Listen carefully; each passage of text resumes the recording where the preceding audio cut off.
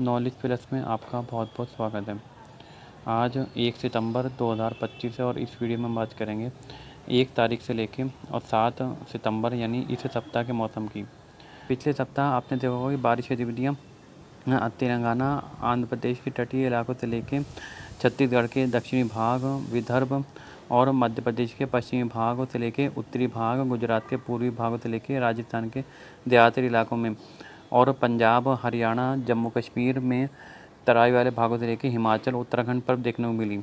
क्योंकि मानसून की अक्षी रेखा इन्हीं भागों से होकर मानसून की अक्षी रेखा पहले दक्षिण में गुजरात और उसके आसपास के भागों से लेकर दक्षिण तक बनी हुई थी, जो धीरे धीरे अब उत्तरवर्ती हुई है। इस वजह से आपने देखा होगा कि पिछले 2-3 दिनों के दौरान राजस्थान के लगभग सभी भागों पर बारिश की गतिविधियाँ देखने को मिल रही हैं। इसी तरीके से कुछ बारिश गतिविधियाँ मध्य प्रदेश के ग्वालियर और उसके आसपास के भागों से लेकर उत्तर प्रदेश के पश्चिमी भागों पर भी देखने को मिली हैं। मौसमी सिस्टम उत्तर प्रदेश और बिहार के भागों से लेकर राजस्थान के उत्तरी भागों पर बना हुआ था, जिसका प्रभाव उत्तर प्रदेश के पूर्वी भाग और उत्तर प्रदेश के पूर्वी भागों से लेकर बिहार के कुछ पश्चिमी भागों तक देखने को मिला है। हालांकि उम्मीद के मुताबिक इसका प्रभाव देखने को नहीं मिला है, लेकिन फिर भी कुछ बारिश गतिविधियाँ पूर्वी उत्तर प्रदेश और बिहार के पश्चिमी भागों में पश्चिमी चंपारण और पूर्वी चंपारण से लेकर सिवान, इन भागों पर भारी बारिश की गतिविधियाँ इस सिस्टम की वजह से देखने को मिली हैं। इसी तरीके से लखनऊ उसके आसपास के भागों से लेकर कानपुर देहात, कानपुर, एटा, इटावा, मैनपुरी और सीतापुर तक भारी बारिश की गतिविधियाँ इस सिस्टम की वजह से देखने को मिली हैं। इसके अलावा हरियाणा, दिल्ली और पंजाब पर भी पिछले 2 दिनों के दौरान भारी बारिश की गतिविधियाँ कई दिनों से हो रही हैं और आने वाले 2-4 दिनों के दौरान यानी 1 सितंबर से लेकर 4 सितंबर के बीच एक नया पश्चिमी विक्षोभ उत्तर भारत के पहाड़ों पर दस्तक दे रहा है, जिसकी वजह से दिल्ली, हरियाणा और पंजाब से लेकर हिमाचल और उत्तराखंड यहाँ पर भारी बारिश की गतिविधियाँ देखने को मिलेंगी। क्योंकि यह पश्चिमी विक्षोभ थोड़ा नीचे से होकर जाएगा, जिसका प्रभाव उत्तरी राजस्थान से लेकर हरियाणा और पश्चिमी उत्तर प्रदेश और पहाड़ों के निचले भाग यानी हिमाचल, उत्तराखंड पर देखने को मिलेगा। मौसमी सिस्टम की बात करें तो लो प्रेशर सिस्टम जो मध्य प्रदेश के मध्य भागों के ऊपर बना था, वो कमज़ोर होकर सर्कुलेशन के रूप में राजस्थान के उत्तरी भागों पर बना हुआ है और मानसून की अक्षी रेखा इस सर्कुलेशन से होते हुए ग्वालियर उसके आसपास के भागों से लेकर मध्य प्रदेश के पूर्वी भाग और छत्तीसगढ़ के मध्य भागों से होते हुए बंगाल की खाड़ी पर बनी हुई है, जिसकी वजह से बारिश की गतिविधियाँ जो पिछले सप्ताह दक्षिण में वो गुजरात और मध्य प्रदेश के पश्चिमी दक्षिणी भागों और विदर्भ पर हो रही थी, वो अब बारिश की गतिविधियाँ थोड़ा सा उत्तर में शिफ्ट हुई हैं, जिसकी वजह से आप देख सकते हैं कि घने बादल ग्वालियर उसके आसपास के भागों से लेकर छत्तीसगढ़ के मध्य भाग, कुछ बिहार और पूर्वी उत्तर प्रदेश के भागों तक पहुँच रहे हैं। अब आने वाले दिनों में पश्चिमी विक्षोभ के प्रभाव की वजह से हरियाणा, उत्तरी राजस्थान और हिमाचल, उत्तराखंड, इन भागों पर मूसलाधार बारिश की गतिविधियाँ देखने को मिलेंगी। इसके अलावा एक नया लो प्रेशर सिस्टम बंगाल की खाड़ी पर दस्तक देगा, जो सर्कुलेशन ग्रुप में म्यांमार के आसपास स्थित है। वो जब बंगाल की खाड़ी के भागों पर पहुँचेगा तो इंटेंसिफाई होकर लो प्रेशर की इंटेंसिटी में पहुँच जाएगा, जिसकी वजह से एक बार फिर से ये उड़ीसा और छत्तीसगढ़ के मध्य दक्षिणी भाग, विदर्भ, मध्य प्रदेश के दक्षिणी पश्चिमी भाग से होते हुए राजस्थान के दक्षिणी भाग और गुजरात पर पहुंच सकता है, जिसकी वजह से मूसलाधार बारिश की गतिविधियों का नया दौर एक बार फिर से उड़ीसा के दक्षिणी भाग, छत्तीसगढ़ के दक्षिणी मध्य भागों से लेकर मध्य प्रदेश के कुछ पूर्वी भाग को होते हुए और मध्य प्रदेश के ही मध्य और पश्चिमी भाग, दक्षिणी राजस्थान और गुजरात के पूर्वी भागों पर एक बार फिर से भारी बारिश की गतिविधियाँ शुरू होंगी। महाराष्ट्र के मराठवाड़ा और मध्य महाराष्ट्र तक इस सिस्टम का प्रभाव देखने को मिल सकता है। मुंबई से लेकर कोंकण गोवा और गोवा कर्नाटक के तटीय इलाके केरल तक, इन भागों पर भी बारिश की गतिविधियाँ बढ़ेंगी, क्योंकि जो सिस्टम यहाँ पर पहुँचने वाला है, उसी सिस्टम की वजह से तेज़ हवाएँ पूरे पश्चिमी घाट पर पहुँचेंगी, जिसकी वजह से ऑफशोर ट्रफ एक्टिव होगी और भारी बारिश की गतिविधियाँ पूरे पश्चिमी घाट पर एक बार फिर से देखने को मिल सकती हैं। वहीं अगर हम झारखंड, पश्चिम बंगाल, बिहार और उत्तर प्रदेश के पूर्वी भागों की बात करें तो 1 और 2 सितंबर के आसपास हम यहाँ पर उत्तर प्रदेश के पूर्वी भाग और बिहार के उत्तरी तराई वाले इलाके यानी किशनगंज, अररिया से लेके दरभंगा, मुजफ्फरपुर और सिवान, भोपाल और उत्तर प्रदेश के गोरखपुर उसके आसपास के भागों से लेके कुशीनगर, बलरामपुर, बहराइच, बस्ती, इन सभी भागों पर अगले 2 दिनों के दौरान यानी 1 और 2 सितंबर के आसपास बारिश की गतिविधियाँ देखने को मिल सकती हैं। इसके बाद जैसे ही यह लो प्रेशर सिस्टम अंदर की तरफ आएगा तो उत्तर प्रदेश और बिहार पर बारिश की संभावनाएं कम हो जाएंगी और यहाँ पर तेज़ हवाएं चलने लगेंगी। मौसम जो यहाँ पर इस समय बादल दिखाई दे रहे हैं वो बादल हट जाएंगे और मौसम साफ और शुष्क हो जाएगा, लेकिन फिर भी कुछ ना कुछ बौछारें कहीं कहीं पर देखने को मिल सकती हैं। विशेष रूप से बिहार के पूर्वी भाग, किशनगंज उसके आसपास के भागों से लेकर झारखंड के पूर्वी भाग, मध्य भाग, पश्चिमी भाग और पश्चिम बंगाल, उड़ीसा के उत्तरी भाग, इन भागों पर कहीं कहीं पर बौछारें देखने को मिल सकती हैं। इंटेंसिटी और कुछ जगहों पर तेज़ बारिश की गतिविधियाँ हो सकती हैं, लेकिन जो बिहार के उत्तरी इलाके हैं और उत्तर प्रदेश के तराई वाले भाग हैं, यहाँ पर बारिश की संभावनाएं बहुत कम हो जाएंगी। कुछ 1-2 जगहों पर ही बारिश की संभावनाएं बनी रहेंगी। पूर्वोत्तर की बात करें तो जैसे ही यह सिस्टम बंगाल की खाड़ी पर पहुंचेगा तो तेज़ी से पूर्वोत्तर के राज्यों पर भी हवाएं पहुंचेंगी, जिसकी वजह से आने वाले दिनों में असम और उसके आसपास के भागों पर भारी पैच बन सकते हैं, जिसका प्रभाव पूर्वी बिहार और पश्चिम बंगाल के भागों तक देखने को मिल सकता है। लेकिन जैसे ही यह सिस्टम अंदर की तरफ आएगा तो यहाँ पर भी बारिश की गतिविधियाँ कमी में आ जाएगी। ये 31 तारीख की शाम की सैटेलाइट इमेज है, जिसमें आप देख सकते हैं कि घने बादल, सबसे ज़्यादा जो घने बादल बने हुए हैं ग्वालियर उसके आसपास के भागों से लेकर उत्तर प्रदेश के मध्य और पश्चिमी भाग, जो कानपुर देहात, एटा, इटावा और ये ग्वालियर उसके आसपास के भाग, अलीगढ़ और आगरा तक यहाँ पर घने बादल देखे जा सकते हैं। इसके अलावा राजस्थान के दक्षिणी पूर्वी ज़िले कोटा उसके आसपास के भागों से लेकर गुजरात के कुछ पूर्वी भाग, यहाँ पर भी घने बादल देखे जा सकते हैं। प्रयागराज, वाराणसी उसके आसपास भी बादल बने हुए हैं। इसके अलावा उत्तराखंड और हिमाचल के कुछ इलाकों पर भी आप बादल देख सकते हैं। अब अगर हम 1 सितंबर के मौसम की बात करें तो 1 सितंबर को सर्कुलेशन राजस्थान के और पंजाब के एडजॉइनिंग भाग पर बना रहेगा और मानसून की अक्षीय रेखा भी इसी सिस्टम से होकर बंगाल की खाड़ी पर जो नया सिस्टम पहुंचेगा म्यांमार की तरफ से उससे कनेक्ट रहेगी।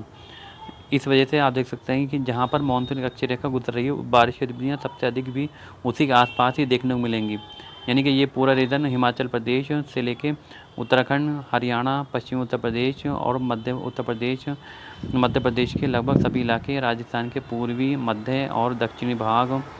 इसके अलावा विदर्भ, छत्तीसगढ़ से लेके उड़ीसा तक, इन सभी भागों पर बारिश गतिविधियाँ 1 सितंबर और 2 सितंबर के आसपास देखने को मिलेंगी। इसके अलावा उत्तरी पूर्वी राजस्थान से लेके हरियाणा के लगभग सभी इलाके, भिवानी से लेके चरखी दादरी, महेंद्रगढ़, दिल्ली एनसीआर, गुड़गांव, पलवल, फरीदाबाद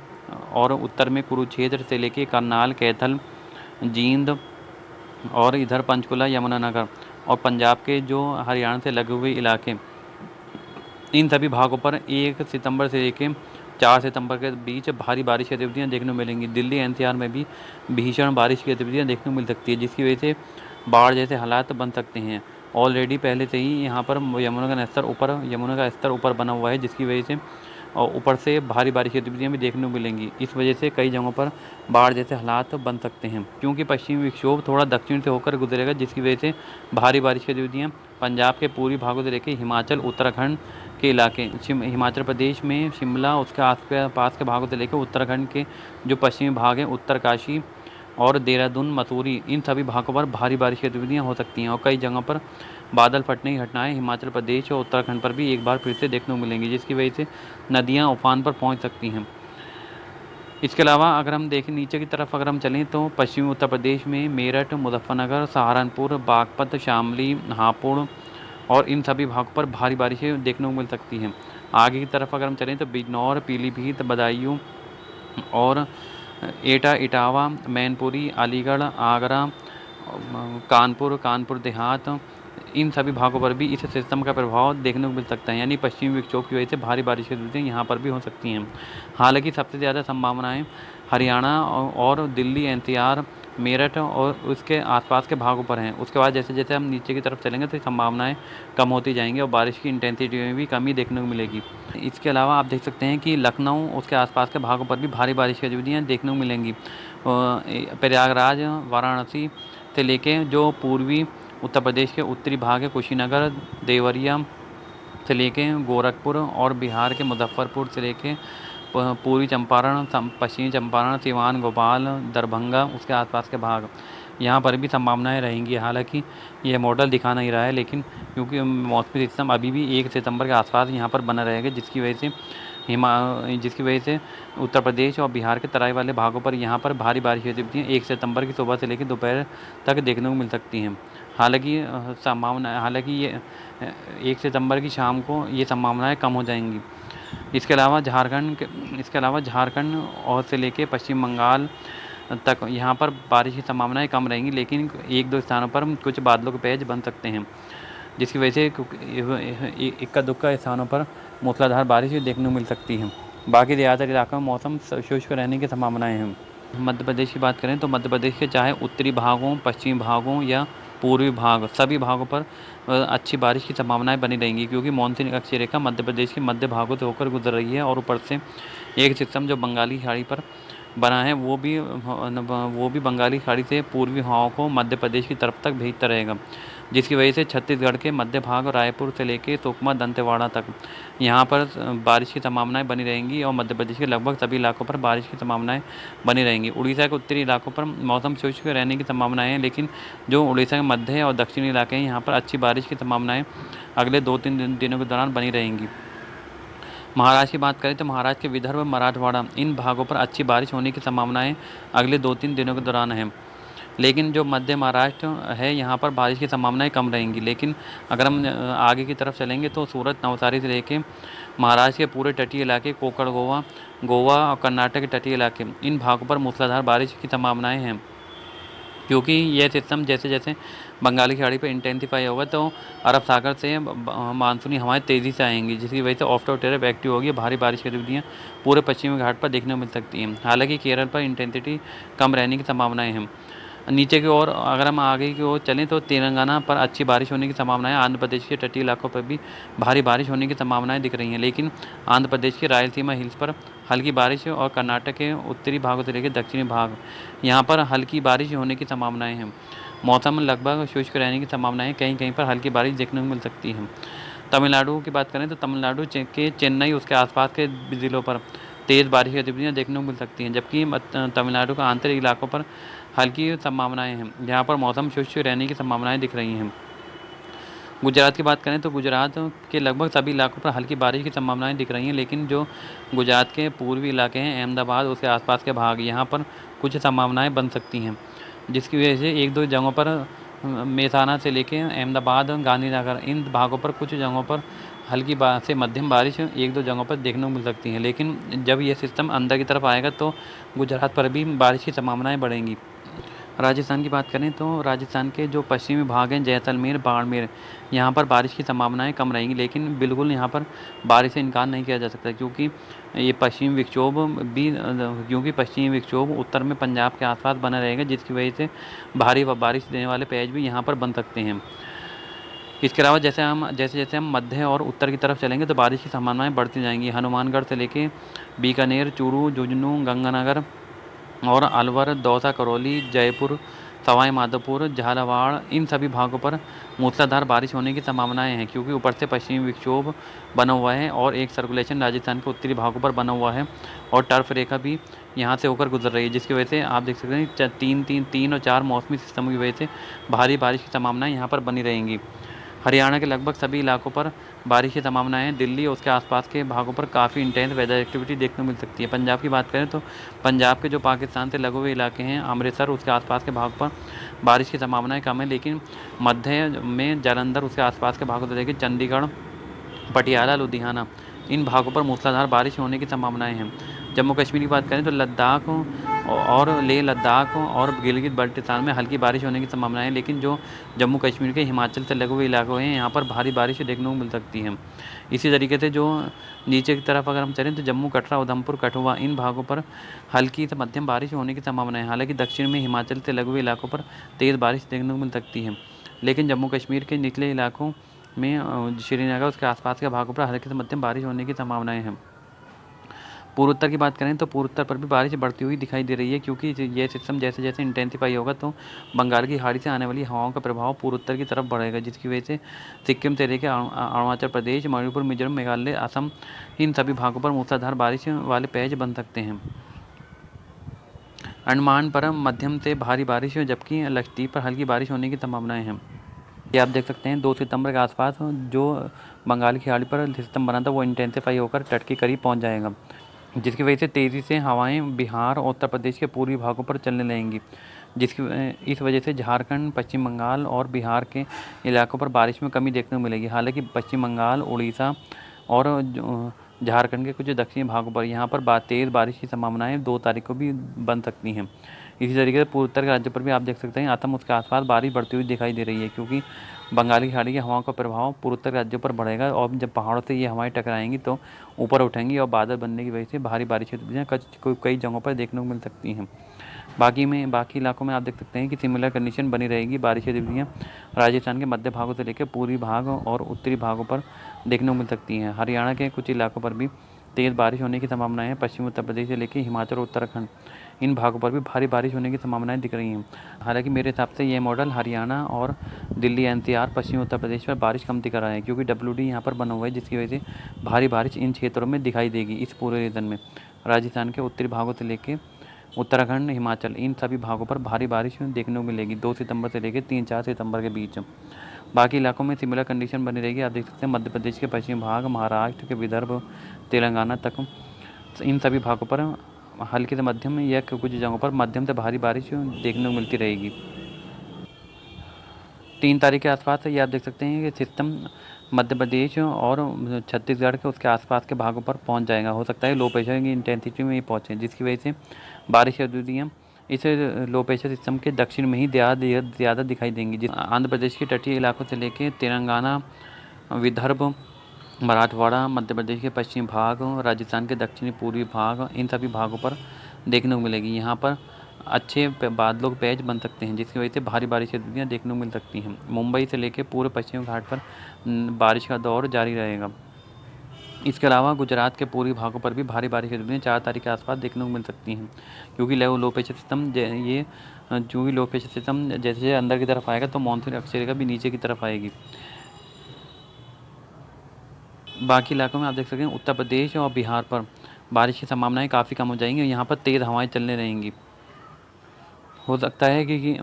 कि कुछ बौछारें देते हुए बादल आगे की तरफ निकल जाएं, लेकिन ज़्यादा संभावनाएं यहाँ पर नहीं है तेज। इसके अलावा उत्तरी पूर्वी राजस्थान से लेकर हरियाणा, दिल्ली, पश्चिमी उत्तर प्रदेश, उत्तराखंड, हिमाचल, यहाँ पर भी बारिश की संभावनाएं बनी रहेंगी, क्योंकि पश्चिमी विक्षोभ की वजह से इसका प्रभाव बारिश के रूप में देखने को मिलता रहेगा।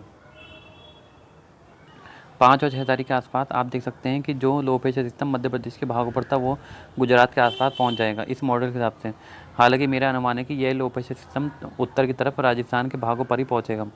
जैसा पिछला लो प्रेशर सिस्टम राजस्थान के उत्तरी भागों पर पहुंचा है, उसी तरह का रूट ये दिखाई दे रहा है, क्योंकि जिसकी वजह से बारिश की गतिविधियाँ राजस्थान के उत्तरी भागों से लेकर मध्य भाग और कुछ पूर्वी भागों पर भी दिखाई देंगी। इसके अलावा जब ये low pressure system Madhya Pradesh के पश्चिमी भागों और 4 और 5 तारीख के आसपास यहाँ पर रहेगा तो बाड़मेर, जैसलमेर, उसके आसपास के भागों पर एक बार फिर से भारी बारिश की संभावनाएं बनेंगी।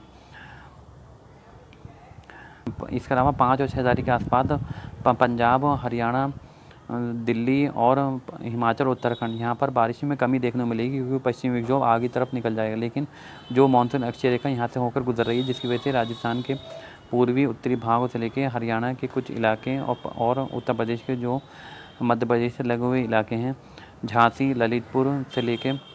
और मध्य प्रदेश के ग्वालियर उसके आसपास, यहाँ पर बारिश की संभावनाएं बन सकती हैं, क्योंकि मानसून अक्षीय रेखा इन्हीं भागों से होकर गुजर रही होगी। जबकि